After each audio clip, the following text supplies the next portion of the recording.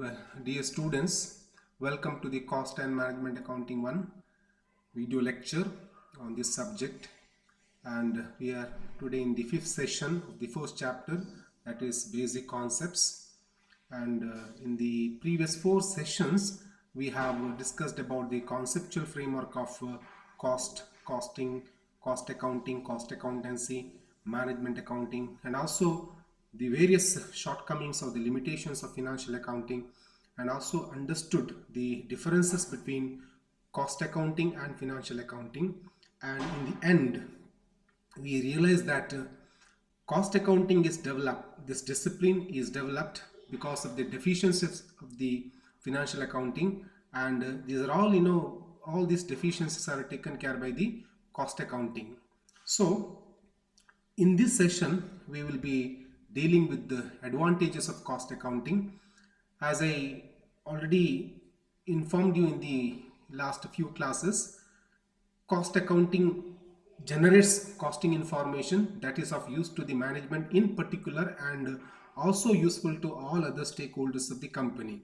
And all this information, that is not available in the financial accounting, both in the income statement and balance sheet. For example, information about profitability, liquidity, solvency, stability, these are all not reflected in the financial accounting, either in the income statement or in the balance sheet directly, but this can be extracted with the help of cost accounting tools and techniques, or even the methods. So that way cost accounting is useful to the management. Moreover, I would say in the beginning, compared to the financial accounting, cost accountant has to be more creative and proactive, because he has to explore with his inquisitive mind, because a lot of things that are not directly revealed by the financial accounting statements, but those are required for the management, and they are extracted by the cost accountant with the help of his this inquisitive mind. So that way cost accounting is generating heap of information, especially for facilitating decision making by the management, because management having huge responsibility, taking very important managerial decisions. For that, costing information is more useful than any other information generated by the accounting system. So let us discuss in detail the advantages of cost accounting in this session. Now, this is a statement I would say is a very indisputable statement. A sound costing system through proper installation and efficient operation ensures a number of benefits to the stakeholders. Now, there are two types of stakeholders, I said in the previous session, internal and external. When we talk about internal, the prime stakeholder is the management, and cost accounting serves the information needs of the management. And even external stakeholders like shareholders, public, government, they're also interested, and whatever information generated by the cost accounting, they are useful to external stakeholders also, but primarily that serves the purpose of management, that is internal stakeholder. Now, a sound costing system through proper installation and efficient operation. That means actually we have so many techniques or methods in the broad subject cost and management accounting. They are very much useful to the management in generating information, required information, and also developing very sound decisions for the company. When costing system is really good one or appropriate one, it is the management that stands to gain. It is the management which is able to take appropriate or befitting decision that will benefit the company as a whole. So dependence on this cost accounting is more than financial accounting for the managers or the management. Let us go further. Now this is a slide that highlights the utility or the importance of cost accounting. Always the companies are not free from any problems, but when we talk about problem in accounting, we refer to the financial problems. And always when we talk about a company, there are so many other companies in the industry, and performance is appraised or against industry benchmark. So therefore, what happens in the industry is very important for a particular company. So, and company has to give immense attention to the cost conditions, because cost condition will have direct impact on the selling price, which will hamper the decision that customers are going to take about the company buying of the products. So whatever company has to take a decision, it has to give attention to the cost condition, and it is a costing report that will help the company to find out what are the problems. Let's take one example. Now we when we talk about cost accounting, we have to think about a factory where production is taking place. And when we talk about a factory, we also talk about plant capacity, and we insist like a company has to work at optimum level of its plant capacity. If it is working at optimum level, the cost condition going to be convincing one, appropriate one. If it is working at less than optimum level, definitely that is not good for the company, because there is going to be idle plant capacity. So, and moreover, there are two very important components of cost. One is the variable cost, and second was the fixed cost. Variable cost is called as product cost, and fixed cost is called as period cost, because fixed cost remains fixed irrespective of the level of activity, whether you produce 0 units or 1000 units. Okay, fixed cost is same. Therefore, it is also called as unavoidable cost. Management cannot avoid incurring that. For example, this factory rent or factory insurance. These are the two very important costs. Whether you produce or not, you have to pay factory insurance or you have to pay factory rent. So it matters to the company. It is a matter of concern to the company. Now, in this illustration, there is a problem in the company, financial problem, and that problem is arising from high unit fixed cost. Okay, so the fixed cost per unit is very high in the particular company compared to the other firms in the industry. Definitely, company has to intervene and take an appropriate action. Now, fixed cost is very high. Now, where this is evident? This is evident when the company looks at the operating level of its plant capacity. If the company is working at level less than the optimum level, it can make out that that is not a welcome move. It has to concentrate on working at the optimum level. So it will have impact on the unit fixed cost, because unit fixed cost going to be very high, because whether you produce or not, you have to incur the fixed cost. Further, now there's a reason why unit fixed cost is very high, because of the idle plant capacity. Now this is revealed by the cost report. So cost report will show when the level of activity is so much, and this is the unit fixed cost. When the level of activity is taken to a higher or different level, that is the unit fixed cost. So that kind of for a different level of activity, you can make out what is the unit fixed cost. Now this information is not available in financial accounting. I'll give one more example. Now we talk about the inventory management, inventory, raw material, stock of raw material, basically. Now, raw material is required to ensure smooth production of the product in the company. On a continuous basis, production has to take place. For that, you require the raw materials. Level of the stock of raw material, that has to be monitored. For that, under costing, we maintain a stores ledger. You can refer the stores ledger, which is a cost report. Based on that, you can decide the level of stock is appropriate or not. If it is less than the required level, definitely you have to place an order in advance, so as to ensure that production is not interrupted. Likewise, there are so many areas wherein you can work with identifying the problems affecting the organization, and you can also find out the reason, and evidence available is the cost report. Based on the cost report, a management can take a concrete action and sort it out. So this is how costing is of immense use to the management. Now let us go to the specific points that talks about the advantages of cost accounting. The first point, ascertain the total cost and per unit cost. We are very much familiar with the income statement and balance sheet. We have prepared since our PUC. Okay, now we never prepared or maintained a per unit cost column. But when we work with the cost accounting, any problem under cost accounting, we maintain two columns, total cost and per unit cost. Now, total cost and per unit cost, this information is quite useful for fixing the price for the product, because based on the per unit cost, you can think of what is appropriate percentage of profit that can be added to the cost so as to make the price very convincing to the customers. ಅಂದ್ರೆ ಈ total cost ಮತ್ತೆ per unit cost ಅನ್ನ ನಮಗೆ ಆ ಮಾಹಿತಿ ಬೇಕಾದ್ರೆ ನಮಗೆ casting ನಲ್ಲಿ ಮಾತ್ರ ಸಿಗುವಂತದ್ದು. ಆ ಮಾಹಿತಿಯ ಆಧಾರದ ಮೇಲೆ ಒಂದು ಉತ್ಪನ್ನಕ್ಕೆ ಎಷ್ಟು ಪ್ರೈಸ್, ಸಮಂಜಸವಾದ ಎಷ್ಟು ಪ್ರೈಸ್ ಅನ್ನು ನಾವು ಹಾಕಬಹುದು ಅನ್ನೋದನ್ನ ನಾವು ನಿರ್ಧಾರ ಮಾಡಬಹುದು. ಯಾಕಂತ ಹೇಳಿದ್ರೆ all the customers in the market they are price sensitive. ತುಂಬಾ ಹೈ ಅಂದ್ರೆ ಒಂದು ಹೆಚ್ಚು ಪ್ರೈಸ್ ಅನ್ನ ಚಾರ್ಜ್ ಮಾಡಿದ್ರೆ they will not buy our product.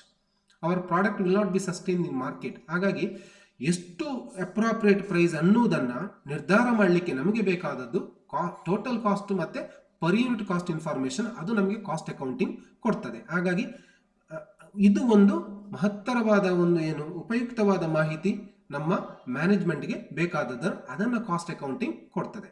ಎರಡನೇ ಪಾಯಿಂಟ್ ಏನಂತ ಹೇಳಿದ್ರೆ ascertain functional, departmental and product wise or process wise cost.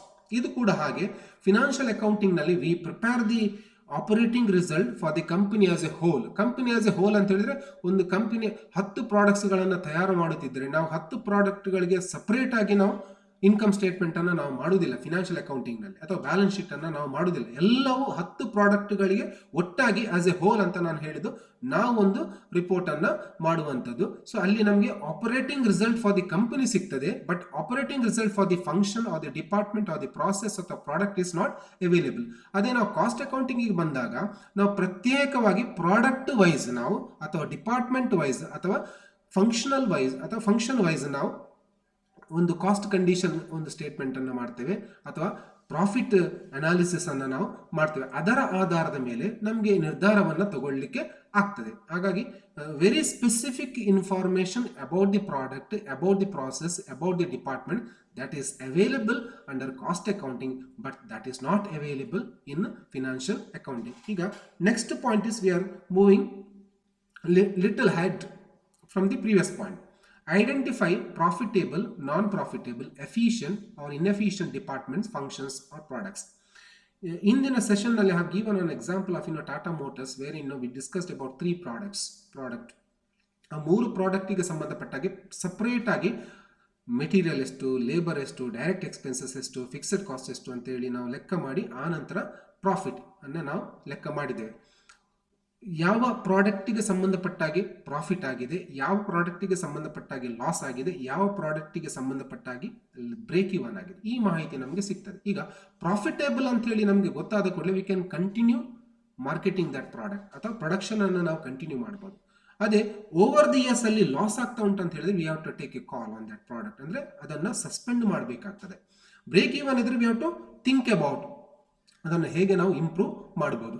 ಹಾಗಾಗಿ ಯಾವ ಒಂದು ಡಿಪಾರ್ಟ್ಮೆಂಟ್ ಪ್ರಾಫಿಟೇಬಲ್ ಆಗಿದೆ ಅಥವಾ ನಾನ್ ಪ್ರಾಫಿಟೇಬಲ್ ಆಗಿದೆ, ಯಾವ ಫಂಕ್ಷನ್ ಬಹಳ ಎಫಿಷಿಯಂಟ್ ಆಗ್ತಾ ಉಂಟು ಆಗಿ ನಡೀತಾ ಉಂಟು ಅಥವಾ ಇನ್ಎಫಿಷಿಯಂಟ್ ಆಗಿ ಉಂಟು ಅಥವಾ ಯಾವ ಡಿಪಾರ್ಟ್ಮೆಂಟ್ ಆ ರೀತಿಯಲ್ಲಿ ಉಂಟು, ಇದೆಲ್ಲವನ್ನು ಕೂಡ ನಮಗೆ ಬಹಳ ಒಂದು ಉಪಯುಕ್ತ ರೀತಿಯಲ್ಲಿ ಮಾಹಿತಿ ಬೇಕಾದ್ರೆ we have to go for cost accounting, not financial accounting.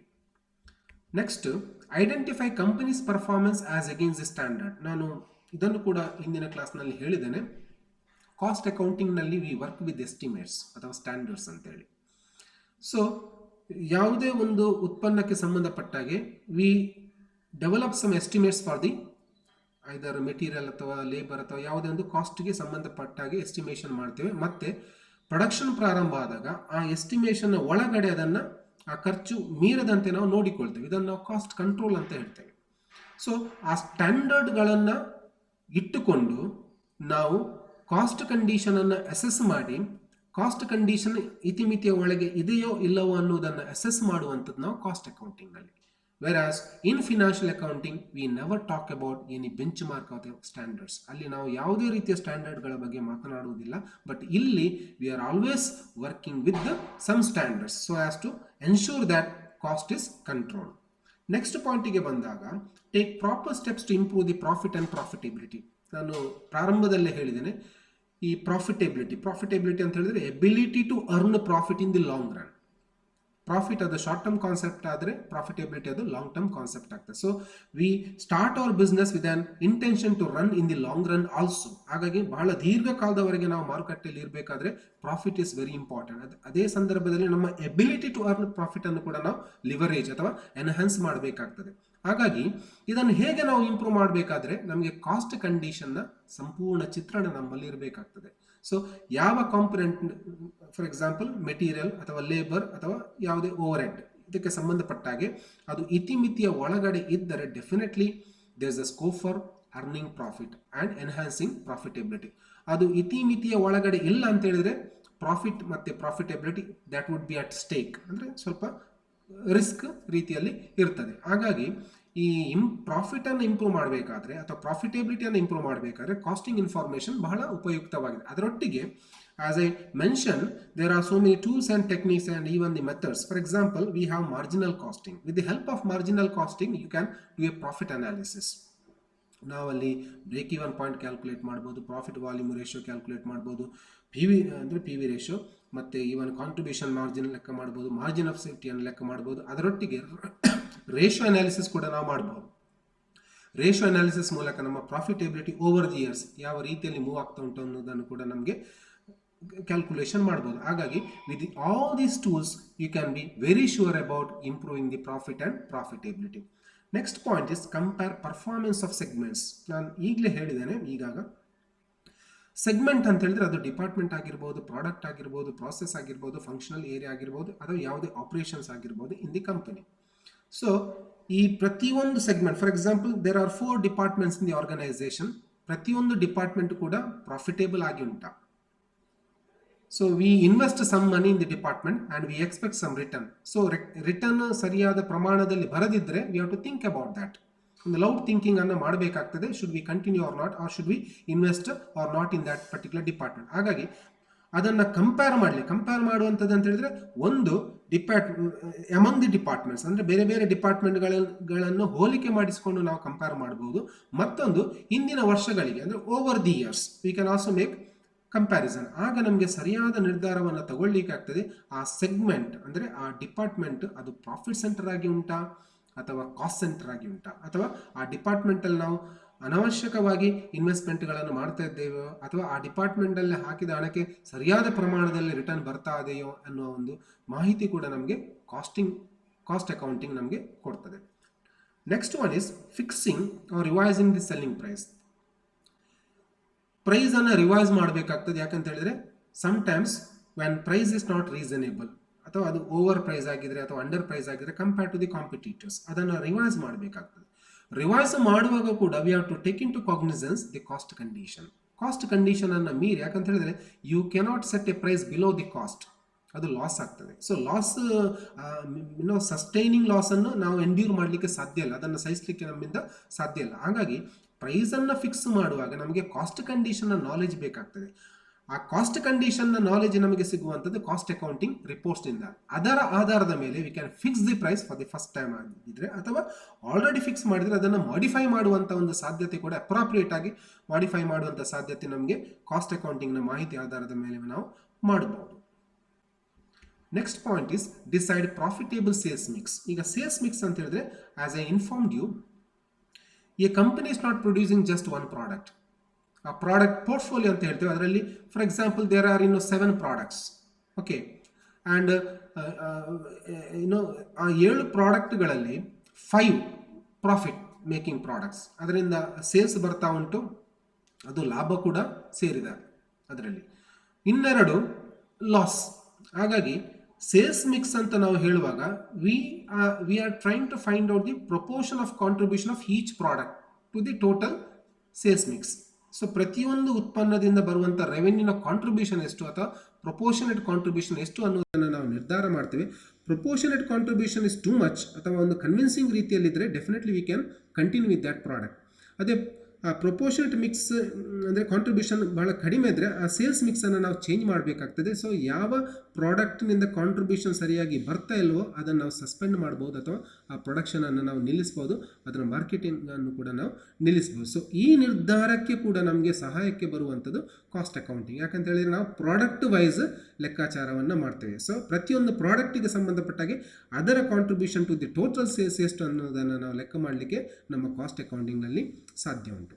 Next, to make or buy decision ಅಥವಾ ಡೈವರ್ಸಿಫೈ ಆರ್ ನಾಟ್ ಡಿಸಿಷನ್ ಅಂತೇಳಿ ಈ ರೀತಿಯಲ್ಲಿ ಬೇರೆ ಬೇರೆ ನಿರ್ಧಾರಗಳನ್ನು ನಾವು ತಗೊಳ್ಳಿಕ್ಕೆ ಸಾಧ್ಯ ಉಂಟು. ಅದಕ್ಕೆ ಕೂಡ ಕಾಸ್ಟ್ ಅಕೌಂಟಿಂಗ್ ಮಾಹಿತಿ ವೆರಿ ಇಂಪಾರ್ಟೆಂಟ್. ನಾವು ಟು ಮೇಕ್ ಆರ್ ಬೈ ಅಂತ ಹೇಳಿದರೆ ours is a factory and we are into the production of some products. ಕೆಲವೊಂದು ಸಂದರ್ಭದಲ್ಲಿ ನಾವು ಪ್ರಾಡಕ್ಟ್ಗಳನ್ನು ನಮ್ಮ ಫ್ಯಾಕ್ಟ್ರಿಯಲ್ಲೇ ತಯಾರು ಮಾಡ್ಬೋದು, ಅಥವಾ ಕಾಸ್ಟ್ ಕಂಡೀಷನ್ ಪರ್ಮಿಟ್ ಮಾಡದಿದ್ರೆ ಅಂದರೆ too much cost is incurred, ಆ ರೀತಿಯ ಒಂದು ಸಂದರ್ಭ ಬಂದಾಗ we can buy it from outside. ಇದು ರಾ ಮೆಟೀರಿಯಲ್ಗೆ ಕೂಡ ಅನ್ವಯ ಆಗ್ತದೆ. ಹಾಗಾಗಿ ಯಾವುದು ವರ್ತ್ವೈಲ್ ಅನ್ನೋದನ್ನು ನಾವು ನಿರ್ಧಾರ ಮಾಡಬೇಕಾದ್ರೆ ಅದಕ್ಕೆ ತಗಲುವಂಥ ವೆಚ್ಚವನ್ನು ನಾವು ನೋಡಬೇಕಾಗ್ತದೆ. ಸೊ ನಾವೇ ತಯಾರು ಮಾಡಿದಾಗ ಖರ್ಚು ಕಡಿಮೆ ಆಗಿದ್ದರೆ, ಅಂದರೆ ಹೊರಗಿನಿಂದ ತರುವಾಗ ಖರ್ಚು ಹೆಚ್ಚಾಗಿದ್ದರೆ, ನಾವೇ ಮಾಡುವಾಗ ಅದು ಕಡಿಮೆ ಇದ್ದರೆ better we what make it. ಅಥವಾ ನಾವು ಮಾಡುವಾಗ ಖರ್ಚು ಹೆಚ್ಚಾಗಿದ್ದರೆ, ಅಂದರೆ ಹೊರಗಿನಿಂದ ತರುವುದಕ್ಕಿಂತ better we go for what buying it from outside. ಅದೇ ರೀತಿ ಡೈವರ್ಸಿಫೈ ಅಂತ ಹೇಳಿದರೆ ನಮ್ಮಲ್ಲಿ ಈಗಾಗಲೇ ನಾವು ಒಂದೆರಡು ಏರಿಯಾಗಳಲ್ಲಿ ಅಥವಾ ಪ್ರಾಡಕ್ಟಿಗೆ ಸಂಬಂಧಪಟ್ಟಾಗೆ we are producing.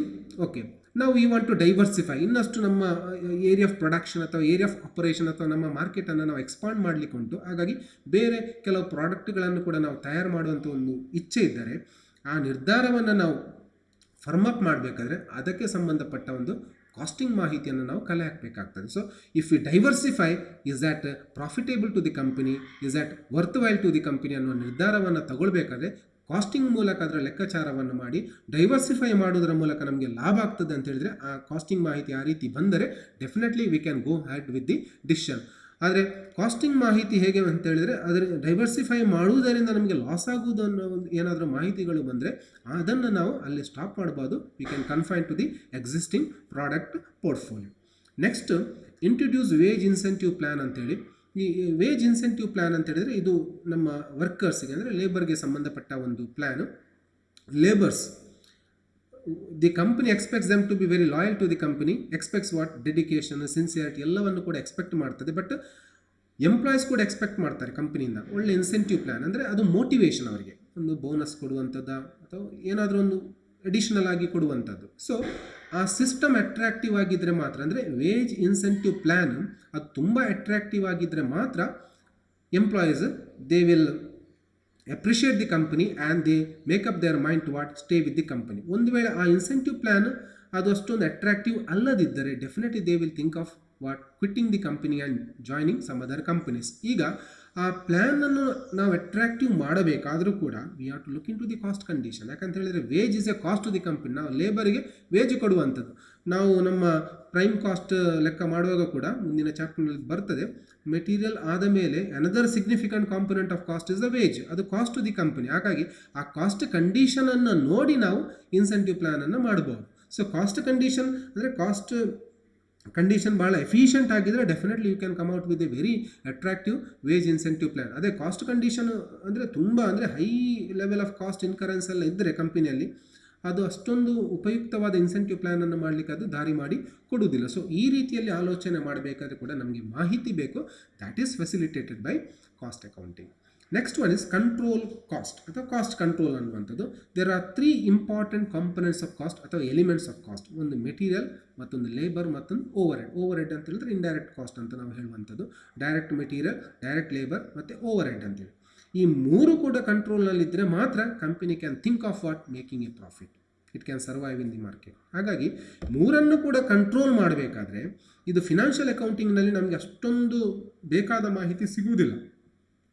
Cost control ಮಾಡಬೇಕಾದ್ರೆ ಮೆಟೀರಿಯಲ್ ಎಷ್ಟು, ಲೇಬರ್ ಎಷ್ಟು, ಕಾಂಪೊನೆಂಟ್ ವೈಸ್ ನಮಗೆ ಅಲ್ಲಿ ಅಷ್ಟೊಂದು ನಿಖರವಾಗಿ ಸಿಗುವುದಿಲ್ಲ. ಬಟ್ ಕಾಸ್ಟಿಂಗ್ನಲ್ಲಿ ಭಾಳಷ್ಟು ಪ್ರಾಮುಖ್ಯತೆಯನ್ನು ನಾವು ಮೆಟೀರಿಯಲ್, ಲೇಬರ್ ಮತ್ತು ಓವರ್ ಹೆಡ್ ಕ್ಯಾಲ್ಕುಲೇಷನ್ಗೆ ಕೊಡೋ ಕಾರಣ ಅಕ್ಯುರೇಟ್ ಆಗಿ ನಮಗೆ ಸಿಗ್ತದೆ what is the material cost incurred, what is the labour cost incurred, what is overhead incurred. ಅದೇ ರೀತಿಯಲ್ಲಿ we also talk about the standards. So ಸ್ಟ್ಯಾಂಡರ್ಡ್ಸ್ಗಳಿಗೆ ನಾವು ಕಂಪೇರ್ ಮಾಡಿ ಕಂಟ್ರೋಲಲ್ಲಿದ್ದರೆ ಸ್ಪೆಂಡಿಂಗ್ ಆನ್ ಮೆಟೀರಿಯಲ್, ಲೇಬರ್ ಮತ್ತು overhead definitely that will result in the cost control which is useful to the company. So ಈ ಎಲ್ಲ ಒಂದು ಲಾಭ ಅಥವಾ ಪ್ರಯೋಜನಗಳನ್ನು ಪಡಿಬೇಕಾದ್ರೆ ಕಾಸ್ಟ್ ಅಕೌಂಟಿಂಗ್ನಲ್ಲಿರುವಂತಹ ಟೂಲ್ಸು, ಟೆಕ್ನಿಕ್ಸ್, ಪ್ರಾಸೆಸ್, ಮೆಥಡ್ಸ್ ಇದು ನಮ್ಮ ಸಹಾಯಕ್ಕೆ ಬರುವಂಥದ್ದು. ಹಾಗಾಗಿ cost accounting is really useful to the management ಅಂತ ಹೇಳ್ಬೋದು. With this I conclude my session, but before that let's have a recap of what we have discussed in today's session. ಫಸ್ಟಿಗೆ ನಾನು ಹೇಳಿದಾಗೆ ಮ್ಯಾನೇಜ್ಮೆಂಟ್ ನಮ್ಮ ಕೀ ಸ್ಟೇಕ್ ಹೋಲ್ಡರ್, ಅವರಿಗೆ ಬೇಕಾದ ಮಾಹಿತಿ cost ಅಕೌಂಟ್ನಲ್ಲಿ ಸಿಗ್ತದೆ. ಅದರ ಉದ್ದೇಶ ಏನಂತ ಹೇಳಿದ್ರೆ management has to take managerial decisions, ಅದನ್ನು ಕೂಡ ಇಂಪ್ಲಿಮೆಂಟ್ ಮಾಡಬೇಕಾಗ್ತದೆ. ಅದಕ್ಕೆ ಬೇಕಾದ ಮಾಹಿತಿ ಕಾಸ್ಟ್ ಅಕೌಂಟಿಂಗ್ನಲ್ಲಿ ವೆರಿ ಸ್ಪೆಸಿಫಿಕ್ ಆದ ಮಾಹಿತಿ ಸಿಗ್ತದೆ. ನೆಕ್ಸ್ಟ್ ಒನ್, ಕಾಸ್ಟ್ ಕಂಟ್ರೋಲ್ ಮಾಡುವಂಥದ್ದು. That's a very important objective of cost accounting, that is accomplished with the help of cost accounting information. And finally, material, labour ಮತ್ತು ಓವರ್ ಹೆಡ್ ಅನ್ನುವಂಥದ್ದು ಬಹಳ important components of cost. ಅದರ ಮೇಲೆ control ಇರಬೇಕಾಗ್ತದೆ ಕಂಪನಿಗೆ. So ಅದರ ಮೇಲೆ ಕಂಟ್ರೋಲನ್ನು exercise ಮಾಡಬೇಕಾದ್ರೆ definitely cost ಅಕೌಂಟಿಂಗ್ಗೆ ನಮಗೆ ಹೆಲ್ಪ್ ಆಗುವಂಥದ್ದು. So from this one can conclude that cost accounting generates cost information with the help of its reports, and that is supplied to the management, and management is what in a position to take appropriate decision about the company or its products ಅಥವಾ ಅದರ department ಅಥವಾ process ಅಥವಾ ಆಪರೇಷನ್ಗಳಿಗೆ. ಹಾಗಾಗಿ cost accounting is of immense use to the management. At the same time all other stakeholders can also make use of costing information. ಅದು depends, ಅವರಿಗೆ ಅಗತ್ಯ ಇರುವ ಮಾಹಿತಿ ಕಾಸ್ಟ್ ಅಕೌಂಟ್ನಲ್ಲಿ ಕೂಡ ಸಿಗ್ತದೆ. So with this I conclude my session. Thank you for watching, and we'll meet in the next session.